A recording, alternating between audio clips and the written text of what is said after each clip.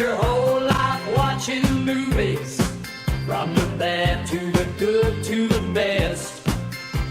Well, here comes a series from the U.S. that rivals all of the rest. From the humidity down in Alabama to the where is Wyoming, we got 50 films to show you. After that you might not feel a thing. It's the worst state of movies to make you sit down and think. And it's the worst state of movies that might even lead you to drink. What's up, everybody? Wildman Wes here, and welcome to another edition of Worst State of Movies. It's time to see what movie we have in store today. Florida, full of beaches, crazy weather, alligators at the golf courses, you name it. For the movie today, I preface this with from an earlier episode. I mentioned the comment of imitation can be the sincerest form of flattery, and sometimes when you take too many liberties, it can turn into a ripoff. This movie, this is blatant ripoff territory. We're talking about 1995's Cruel Jaws. You may not have heard of this one, I sure as hell didn't, and I found it on Tubi and thought to myself, well, it's on the list, I might as well do it. So here we go. Our movie starts off with a group of men looking for government documents that fell into the ocean during a boating accident. And while they're investigating, they are attacked by a great white shark, or what we think is a great white shark. And we fast forward to some people that are looking into the investigation, and they figure out it's a shark attack of some sort or some sort of sea creature attack. And while they're dealing with that, we have a water park where they're going through some hard times, and another person that's in charge of the town is hounding them for money. And they also don't like the fact that their daughter is dating somebody from this water park that's involved with the other family. So here we go again, another family feud. Like I said, tale as old as time. I wish I was making this up. In the midst of all of this, one of the guys that is involved with the water park family is an ocean expert, and he and his girlfriend are having a blow up, and she goes to a party and starts having fun with somebody else. She ends up being eaten by the shark, and all hell breaks loose. The army comes in and starts trying to find the shark. They try to attack it.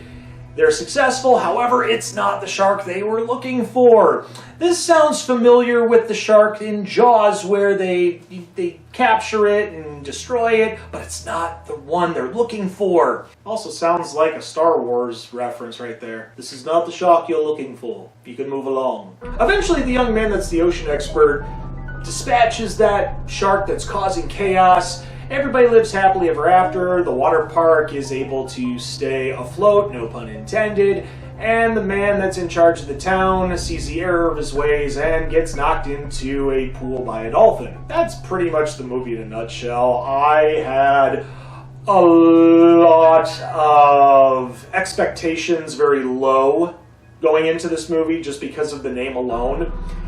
And when I say I wasn't disappointed, it's in that situation of I wasn't disappointed that I was right, because don't have many expectations going into this. This is a movie that is barely even worth a one watch.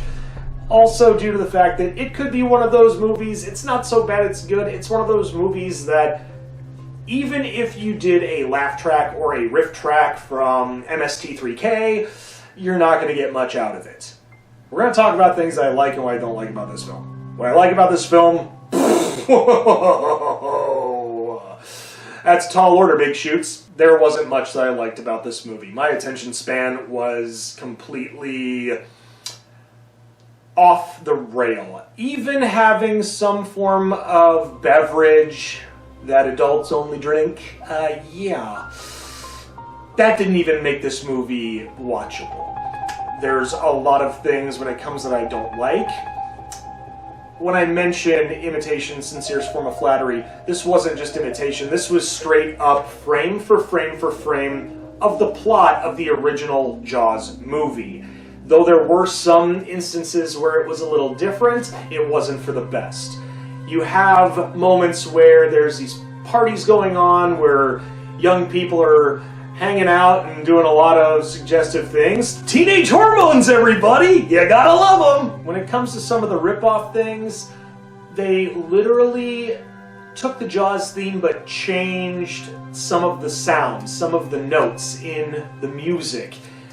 I wonder if they got that mentality from Vanilla Ice. I'm not sure. In this situation, this review is definitely under pressure. But the biggest issue I have with this when it comes to the ripoff, they legitimately took a clip from the original Jaws movie of Jaws popping out of the water right before the "you're gonna need a bigger boat" line when Brody's feeding, the chum out in the water. Yeah, they literally took that 2-second clip and put it in the movie.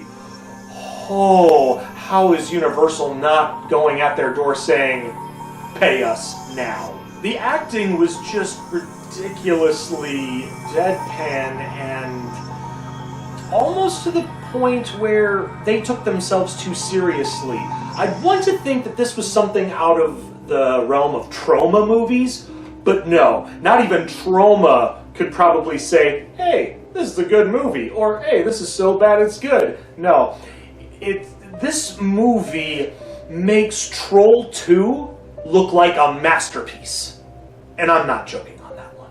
I'm not sure if the people that made this film were wrestling fans or not, but the owner of the water park shares a striking resemblance to now the late Hulk Hogan. However, his Hulk Hogan looks more Temu or Wish.com style. I don't know. Or maybe it was Terry Hogan or Randy Hogan or Sybil Hogan, as Roddy Piper would put it. But if Hulk were still around, he probably would say something along the lines of, "That doesn't work for me, brother." Okay, enough stalling and wrestling references. It's time to grade this film. Rewatchability, absolutely not. I was barely able to get through this, sober or otherwise. And that being said, Cruel Jaws? Yeah, this definitely is the worst movie filmed in Florida. Well, we hope you enjoyed this quick review on Cruel Jaws. If you've seen this movie and you agree with me, leave a thumbs up. If you've seen this movie and don't agree with me because it has a soft spot in your heart, you can leave a thumbs down. I get it. Also, make sure you leave some comments in the section below on why you like the movie or whether you agree with me on the dislike. But also, most importantly, you push that little red button and ring that bell for instant notifications, share on social media, and we hope you stick around for the next episode of Worst State of Movies. Until then, I'm Wild Man Wes, and y'all take care now. It's